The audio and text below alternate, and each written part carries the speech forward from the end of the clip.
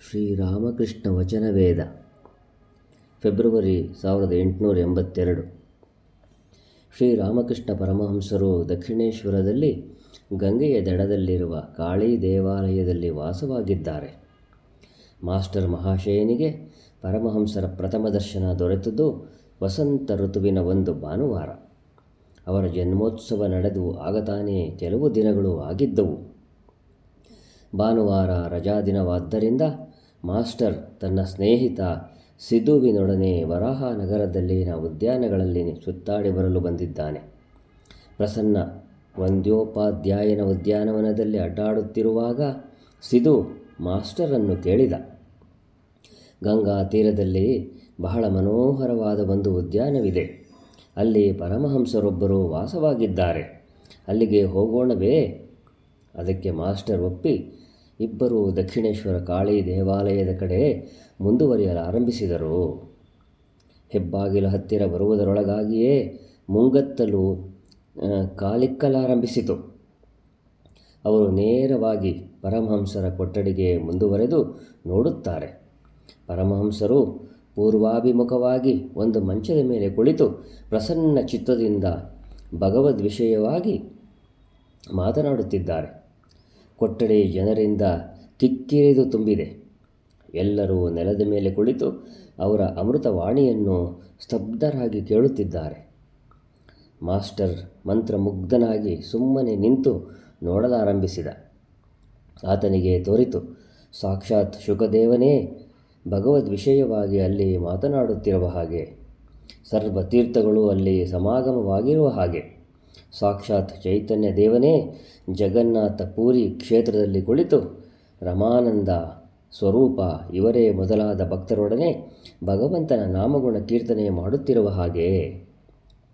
ಶ್ರೀರಾಮಕೃಷ್ಣರು ಹೇಳುತ್ತಿದ್ದಾರೆ, ಯಾವಾಗ ನಿಮಗೆ ಹರಿನಾಮವನ್ನು ರಾಮನಾಮವನ್ನು ಒಮ್ಮೆ ಉಚ್ಚರಿಸಿದ ಮಾತ್ರದಿಂದಲೇ ರೋಮಾಂಚನವಾಗುವುದೋ, ಪ್ರೇಮಾಶ್ರು ಸುರಿಯುವುದೋ, ಆಗ ನಿಜವಾಗಿ ತಿಳಿದುಕೊಳ್ಳಿ, ಇನ್ನು ನೀವು ಸಂಧ್ಯಾದಿ ಕರ್ಮಗಳನ್ನು ಮಾಡಬೇಕಾಗಿಲ್ಲ ಎಂದು. ಆಗ ಮಾತ್ರವೇ ನಿಮಗೆ ಕರ್ಮತ್ಯಾಗದ ಅಧಿಕಾರ. ಕರ್ಮ ತನಗೆ ತಾನೇ ನಿಮ್ಮನ್ನು ಬಿಟ್ಟು ತೊಲಗಿ ಹೋಗುತ್ತದೆ. ಆಗ ಕೇವಲ ರಾಮನಾಮವನ್ನು ಹರಿನಾಮವನ್ನು ಅಥವಾ ಬರೀ ಓಂಕಾರವನ್ನು ಜಪಿಸಿದರೆ ಸಾಕು.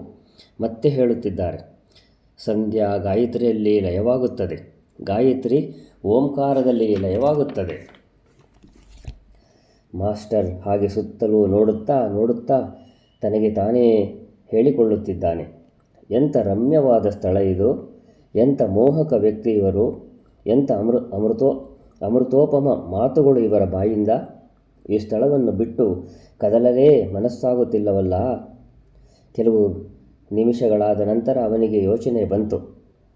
ಮೊದಲು ನಾನೆಲ್ಲಿಗೆ ಬಂದಿದ್ದೇನೆ ಎಂಬುದನ್ನು ನೋಡಿಕೊಂಡು ಬಂದು ಅನಂತರ ಇಲ್ಲಿಗೆ ಬಂದು ಕುಳಿತುಕೊಳ್ಳುತ್ತೇನೆ. ಸಿಧುವಿನೊಡನೆ ಮಾಸ್ಟರ್ ಕೊಠಡಿಯಿಂದ ಹೊರಕ್ಕೆ ಬಂದನೋ ಇಲ್ಲವೋ ಎನ್ನುವಷ್ಟರಲ್ಲಿಯೇ ಶಂಖ, ಗಂಟೆ, ಜಾಗಟೆ, ತಾಳ, ನಗಾರಿ ಇವುಗಳಿಂದ ಹೊರಹೊಮ್ಮುತ್ತಿದ್ದ ಸಾಯಂ ಮಂಗಳಾರತಿಯ ಮಧುರ ನಿನಾದ ದೇವಾಲಯದಿಂದ ಕೇಳಿಬಂತು. ದಕ್ಷಿಣ ಅಂಚಿನಲ್ಲಿ ನಹಬತ್ ಕಾನೆಯಿಂದಲೂ ಇಂಪಾದ ವಾದ್ಯಘೋಷ ಹೊಮ್ಮಿ ಬರಲಾರಂಭಿಸಿತು.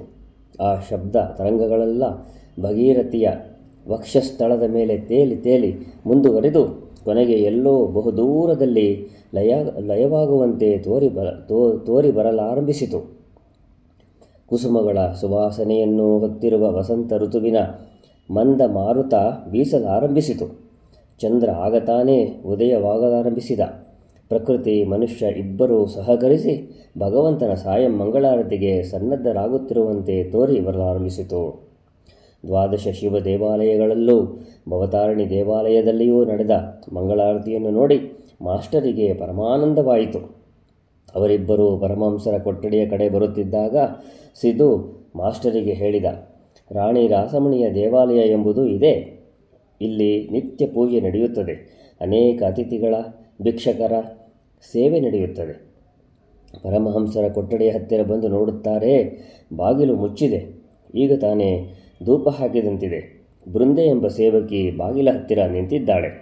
ಒಳ್ಳೆ ಮನೆತಂದವನಾದ ಮಾಸ್ಟರ್ ಏಕಾಏಕಿ ಕೊಠಡಿಯನ್ನು ಪ್ರವೇಶಿಸಲು ಹಿಂಜರಿದು ಬೃಂದೆಯನ್ನು ಕೇಳಿದ, ಸಾಧುಗಳು ಒಳಗಿರುವರೇ?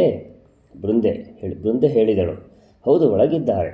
ಮಾಸ್ಟರ್, ಇವರು ಇಲ್ಲಿ ಎಷ್ಟು ಕಾಲದಿಂದ ಇದ್ದಾರೆ? ಬೃಂದೆ, ಬಹಳ ಕಾಲದಿಂದ. ಮಾಸ್ಟರ್, ಒಳ್ಳೆಯದು. ಇವರೇನು ಬಹಳವಾಗಿ ಗ್ರಂಥಗಳನ್ನು ಓದುತ್ತಾರೋ? ಬೃಂದೆ, ಗ್ರಂಥಗಳೇ ಎಲ್ಲ ಇವರ ಬಾಯಲ್ಲೇ. ಮಾಸ್ಟರ್ ಆಗ ತಾನೇ ತನ್ನ ವಿಶ್ವವಿದ್ಯಾನಿಲಯದ ವ್ಯಾಸಂಗ ಮುಗಿಸಿ ಬಂದಿದ್ದ. ಪರಮಹಂಸರು ಗ್ರಂಥಗಳನ್ನು ಏನೂ ಓದೋದಿಲ್ಲ ಎಂಬುದನ್ನು ಕೇಳಿ ಬಹಳ ಆಶ್ಚರ್ಯಪಟ್ಟ. ಮಾಸ್ಟರ್, ಬಹುಶಃ ಈಗ ಇವರು ಸಾಯಂ ಜಪತಪಾದಿಗಳಲ್ಲಿ ತೊಡಗಿರಬಹುದೋ? ನಾವು ಈಗ ಒಳಗೆ ಹೋಗಬಹುದೇ? ದಯವಿಟ್ಟು ಸಮಾಚಾರ ತಿಳಿಸಿ ಬರುತ್ತೀಯಾ? ಬೃಂದೆ, ನೀವು ಒಳಕ್ಕೆ ಹೋಗಿ ಒಂದು ಕಡೆ ಕುಳಿತುಕೊಳ್ಳಿ.